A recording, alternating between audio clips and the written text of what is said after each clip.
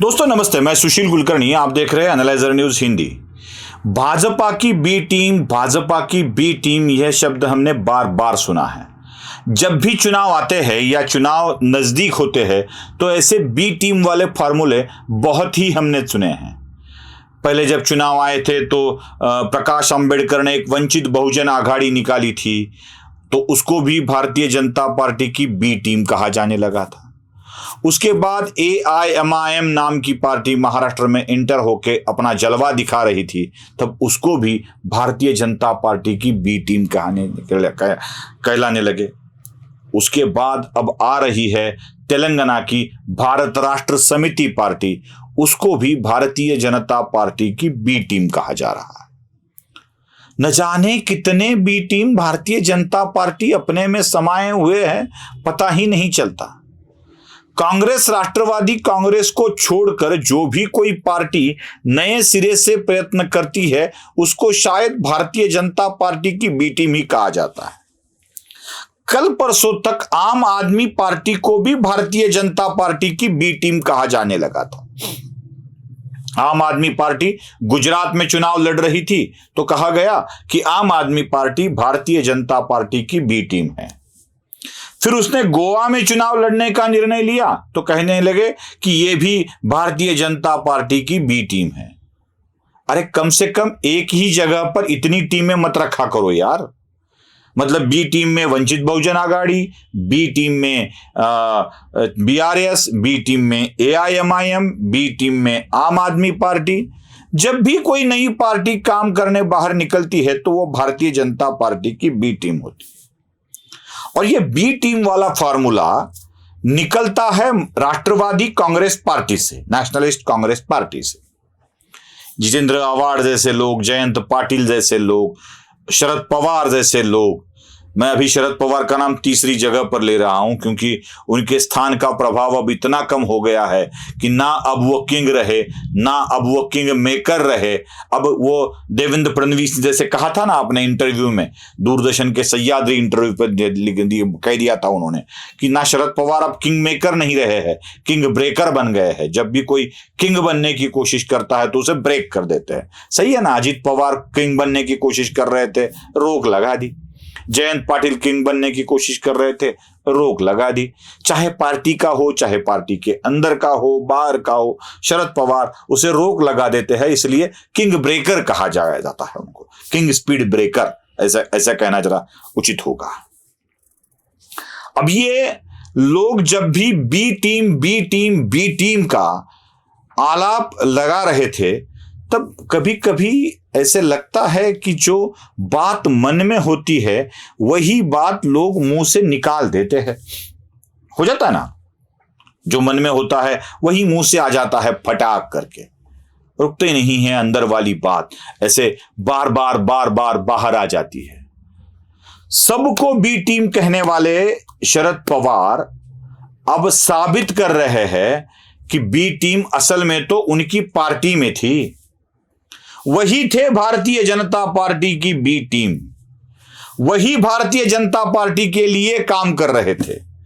मतलब जब 2014 में भारतीय जनता पार्टी की सरकार बनने के लिए कुछ जगहों की कमी थी तो शरद पवार ही थे जो शिवसेना का प्रभाव रोकने के लिए भारतीय जनता पार्टी के साथ चले गए और कह दिया कि चुनाव नहीं होने चाहिए।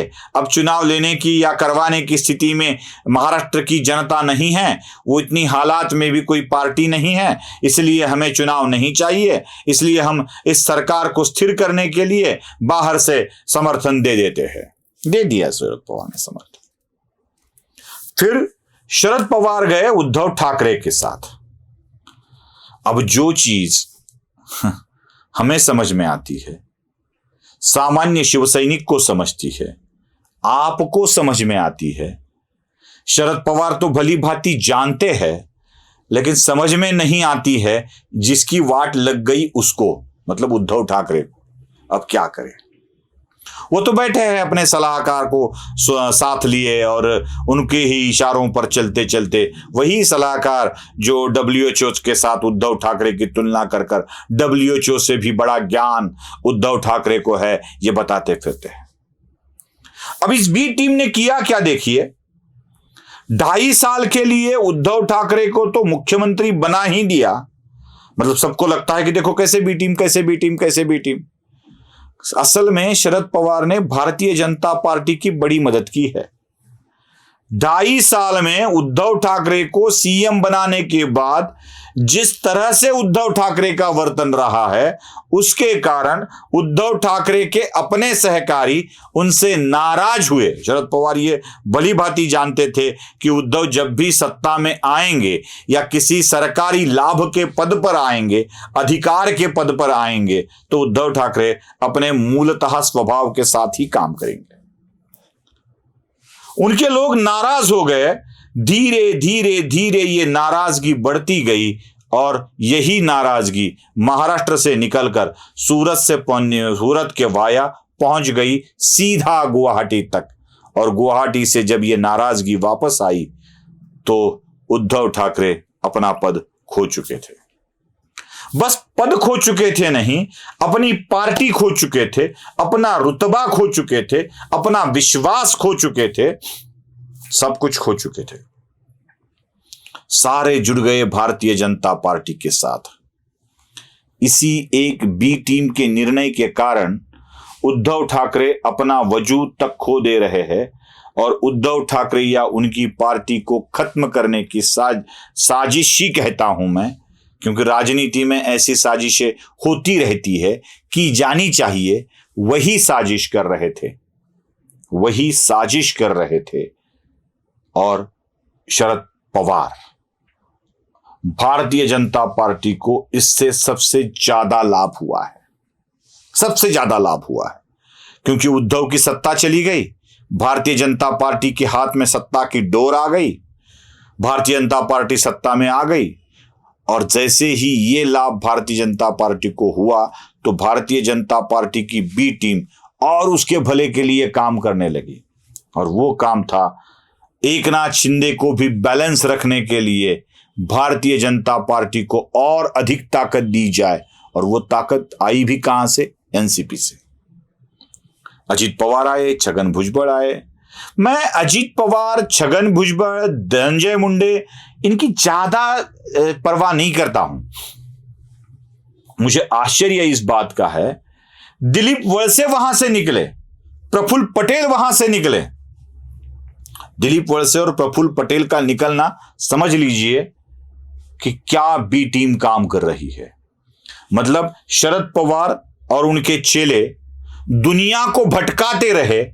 भारतीय जनता पार्टी की बी टीम वंचित बहुजन आघाड़ी है, भारतीय जनता पार्टी की बी टीम आम आदमी पार्टी है, भारतीय जनता पार्टी की बी टीम एआईएमआईएम है, बीआरएस है। लेकिन असल में भारतीय जनता पार्टी के बी टीम के स्वरूप में काम कर रही थी एनसीपी। यही दुनिया के बार बार सामने आ रहा है। अब शरद पवार यही बी टीम बनकर उद्धव ठाकरे को पूरा उद्ध्वस्त कर देंगे, तभी शायद चुप बैठेंगे। आपको क्या लगता है? कमेंट में जरूर कहिएगा। नमस्ते।